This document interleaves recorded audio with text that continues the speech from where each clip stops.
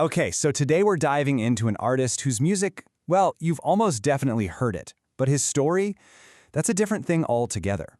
We're talking about the story of a ghost, really. Someone who haunts modern music. Nick Drake. Those are his own words he wrote about himself.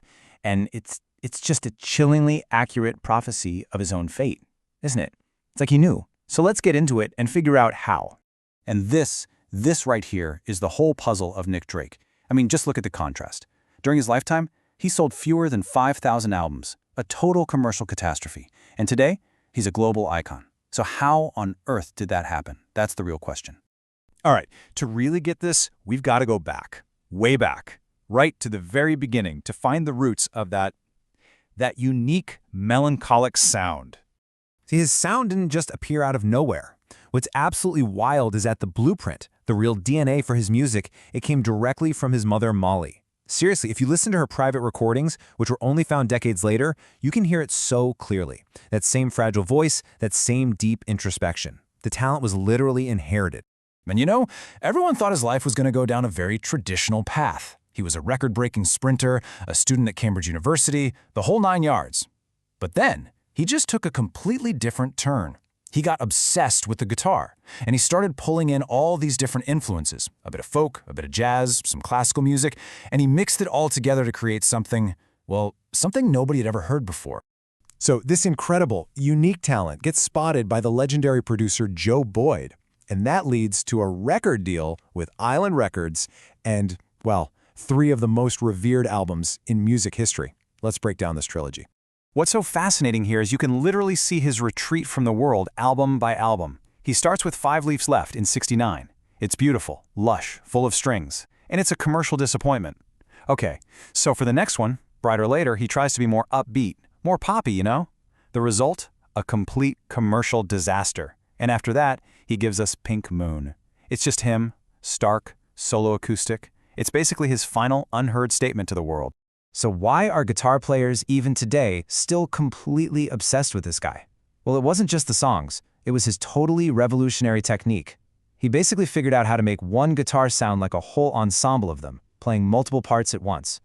It's this incredible illusion, and he pulled it off using 2 key elements. Okay, first up, his tunings. Look, most guitarists use standard tuning, what you see on the left. Nick Drake, he almost never used it. Instead, he just invented his own.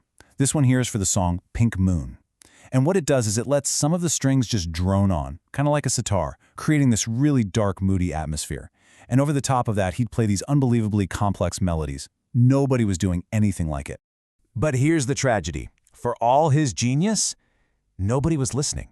The albums failed, he hated performing live, and all of it just sent him into this spiral of deep, clinical depression, which he called his black-eyed dog. And he just retreated completely. He moved back in with his parents. He'd spend days just sitting there, not saying a word. He felt like he was a nullity, a failure. And then there's this one last incredible moment. He walks into his record label, drops the master tapes for Pink Moon on the reception desk, turns around and walks out. Doesn't say a single word. That was it. That was his final goodbye to the whole industry. And the end, well, it came quietly. Tragically. Pink Moon comes out in '72, and the world just shrugs. His condition gets worse and worse to the point where he's almost catatonic. And then, November 25th, 1974, he's found dead. He was only 26. And for all anyone knew, that was the end of the story. A complete unknown. And there's this one detail. It's just so haunting. On his bedside table, there was a copy of Albert Camus' The Myth of Sisyphus. He didn't leave a suicide note, just this book. And if you know the book, it's all about trying to find meaning in a world that feels absurd and meaningless.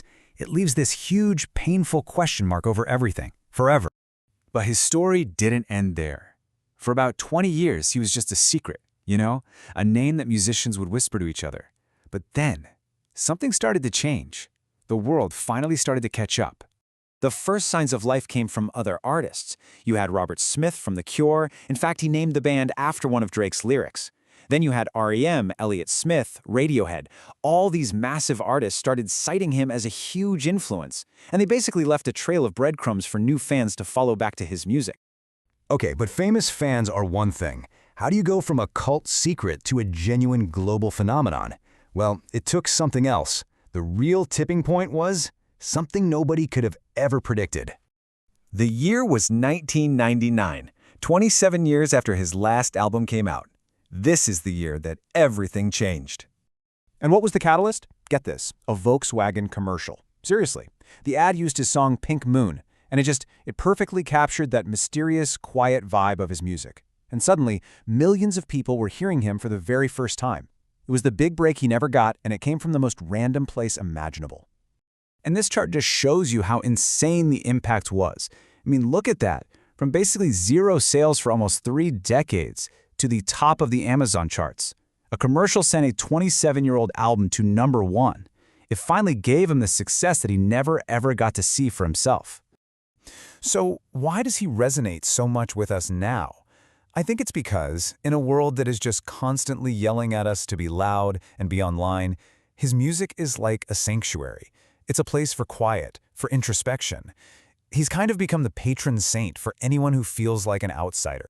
You know, he died thinking he had failed, that he'd left no mark on the world at all. But he was so wrong. What he really left behind was a blueprint for how to be vulnerable, how to be quiet and honest in a world that often isn't. It's like his ghost is finally in the room with us, and we're all at last able to hear him. And maybe that's the biggest question his whole story leaves us with.